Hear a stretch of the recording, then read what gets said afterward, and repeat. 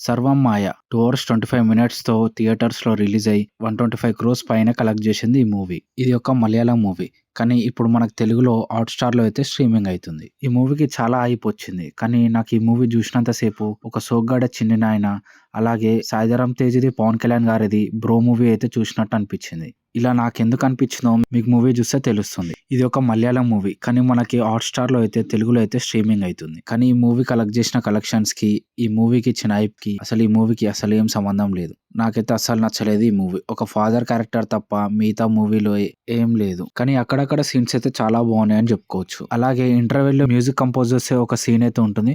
అదైతే హైలైట్ అని చెప్పుకోవచ్చు. అలాగే ప్రీ క్లైమాక్స్ కూడా చాలా బాగుంది. కామెడీ కూడా అక్కడక్కడ చాలా బాగా పేలింది. కానీ ఈ మూవీలో ఇంటర్వెల్ లాంటి సీన్‌లు ఒక 3, 4 ఉండుంటే ఈ మూవీ అయితే చాలా బాగా అనిపించేది. ఈ మూవీ మెయిన్ ప్లాట్ ఏంటంటే హీరోకి గిటార్ ప్లేయర్ కావాలని చాలా ఇంట్రెస్ట్. కానీ కాలం కలిసి రాకపోవడం వల్ల గిటార్ ఆర్టిస్ట్ అయితే కాడు. ఆ తర్వాత తన పూజారి ఫ్రెండ్ అయితే ఉంటాడు. తన కింద అసిస్టెంట్ లాగా అయితే జాయిన్ అవుతాడు మన నవీన్ పాలి. అయితే ఒక రోజు పూజ చేయడానికి వెళ్తారు. ఆ పూజ ఏంటి, దానివల్ల ఏం ప్రాబ్లమ్స్ ఫేస్ చేస్తారు అనేది మిగతా మూవీ స్టోరీ. ఈ మూవీ పాజిటివ్స్కి వచ్చేస్తే నివిన్ పోలి గారు చాలా బాగా యాక్ట్ చేశారు ఈ మూవీలో. పూజారి రోల్లో అయితే చాలా బాగా చేశారని చెప్పుకోవచ్చు. అలాగే కొన్ని సీన్స్, అలాగే బీజిఎం కూడా చాలా బాగుంది. మెయిన్గా హీరోయిన్ గురించి అయితే చెప్పుకోవాలి.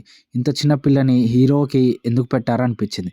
కానీ క్లైమాక్స్లో తెలుస్తుంది ఎందుకు పెట్టారు. ఫస్ట్ హాఫ్లో కొన్ని సీన్స్, అలాగే ఇంటర్వెల్ కామెడీ కూడా చాలా బాగుంది ఫస్ట్ హాఫ్లో. ఇక ఈ మూవీ నెగిటివ్ పాయింట్స్ వచ్చేస్తే ఒక ఫీల్ గుడ్ మూవీ ఎలిమెంట్స్ అయితే చాలా తక్కువ. ప్రాణం లేని మనిషితో లవ్ ఇది కొంచెం ఎందుకంటే ప్రేమంట మూవీ లాగైతే అనిపిస్తుంది. కానీ ఇది ఒక మెచ్యూర్ పాయింట్ అనే చెప్పాలి. కానీ ఒక యూనిక్ అండ్ మెచ్యూర్ పాయింట్ అయితే తీసుకున్నారు. కానీ ఎక్కువ స్పాయిలర్ చేయొద్దని ఈ మూవీ పాయింట్ అయితే రిలీజ్ చేస్తలేదు. అందుకు మనకు సెకండ్ హాఫ్ అయితే అంత ఎక్కదు, స్లోగా అనిపిస్తుంది. ఇక మీరు ఓటీటీలో చూస్తే మీకైతే అర్థమవుతుంది, అలాగే నచ్చుతుందని నేనైతే అనుకుంటున్నా. సెకండ్ హాఫ్లో అటు తిరిగి ఇటు తిరిగి ఒకటే పాయింట్ కాడికి వచ్చిర్రు అని అనిపించింది. మైండ్లోకి ఏదొస్తే అది తీసినట్టు ఫ్లాట్గా అయితే అనిపించింది సెకండ్ హాఫ్ అయితే.